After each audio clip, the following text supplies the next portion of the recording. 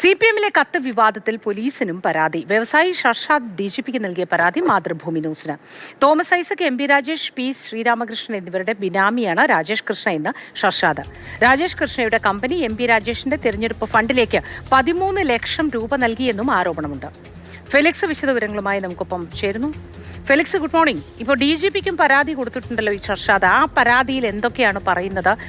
ഒപ്പം ഈ ബിനാമി പലരുടെയും ബിനാമിയാണ് എന്ന് ആരോപിക്കുന്നുണ്ട്. മാത്രമല്ല MP രാജേഷിന്റെ തെരഞ്ഞെടുപ്പ് ഫണ്ടിലേക്ക് 13 ലക്ഷം രൂപ നൽകിയെന്നാണല്ലോ പറയുന്നത്. ഇതിന്റെയൊക്കെ വിശദാംശങ്ങൾ എന്താണ്? മോത്തി, ഈ ഷർഷാദ് എന്ന CPM പ്രവർത്തകനായിരുന്ന വ്യക്തി, ഇയാൾ 2 വർഷം മുൻപ് DGPക്ക് നൽകിയ കത്താണ് ഇപ്പോൾ പുറത്തു വന്നിട്ടുള്ളത്.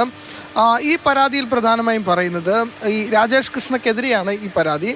രാജേഷ് കൃഷ്ണക്കെതിരെ നടപടിയെടുക്കണം, അന്വേഷിക്കണമെന്ന് ആവശ്യപ്പെട്ടുകൊണ്ടുള്ള ഈ കത്തിൽ പ്രധാനമായും ഈ ഷർഷാദ് ആരോപിക്കുന്നത് രാജേഷ് കൃഷ്ണ CPM നേതാക്കളുടെ ബിനാമിയാണ്. അതിൽ എടുത്തു പറയുന്ന ചില പേരുകൾ: ഒന്ന്, മുൻ മന്ത്രി തോമസ് ഐസക്, ഒപ്പം ഇപ്പോഴത്തെ മന്ത്രി MP രാജേഷ്, മുൻ സ്പീക്കറായിരുന്ന P ശ്രീരാമകൃഷ്ണൻ, ഒപ്പം തന്നെ CPM സംസ്ഥാന സെക്രട്ടറി MP ഗോവിന്ദന്റെ മകൻ ശ്യാംജിത്ത്. ഇവരുടെ പേരുകളാണ് ഈ കത്തിൽ DGPക്ക് അയച്ചിട്ടുള്ള പരാതിയിൽ എടുത്തു പറയുന്നത്. ഈ നേതാക്കളുടെ ബിനാമിയാണ് രാജേഷ് കൃഷ്ണ എന്നതാണ്. ഒപ്പം തന്നെ MP രാജേഷിൻ്റെ തിരഞ്ഞെടുപ്പ് ഫണ്ടിലേക്ക് ഈ പറയുന്ന 13 ലക്ഷം രൂപ അത് നൽകിയത് രാജേഷ് കൃഷ്ണയുടെ നേതൃത്വത്തിലുള്ള കമ്പനി, ലണ്ടൻ ബേസ് ചെയ്തിട്ടുള്ള കമ്പനിയാണ്.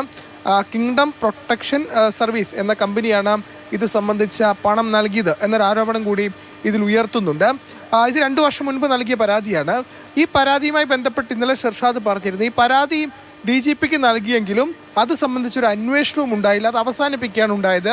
അതിന് പിന്നിൽ ഇടപെട്ടത് P ശശിയാണ് എന്ന ആരോപണം കൂടി ഉയർത്തുന്നുണ്ട്. അതായത് P ശശിയും രാജേഷ് കൃഷ്ണയും തമ്മിൽ അടുത്ത ബന്ധമുണ്ട്. അങ്ങനെയാണ് താൻ DGPക്ക് നൽകിയ പരാതി പോലും അട്ടിമറിക്കപ്പെട്ടത് എന്ന ആരോപണം കൂടി ഷർഷാദ് ഉയർത്തിയിരുന്നു. ഏതായാലും CPM-ലെ കത്ത് വിവാദം, ഇത് സംബന്ധിച്ച് രാജേഷ് കൃഷ്ണക്കെതിരെ പോളിറ്റ് ബ്യൂറോയ്ക്ക് നൽകിയ ഷർഷാദിൻ്റെ കത്ത് പുറത്തു വന്നിരുന്നു. അതിനുശേഷം അത് സംബന്ധിച്ച് ഈ CPM-ൻ്റെ ജനറൽ സെക്രട്ടറി MA ബേബിക്ക് നൽകിയ കത്തും പുറത്തു വന്നിരുന്നു. അതിന് പിന്നാലെയാണ് 2 വർഷം മുൻപ് ഷർഷാദ് DGPക്ക് നൽകിയ പരാതിയും ഇപ്പോൾ പുറത്തു വന്നിട്ടുള്ളത്.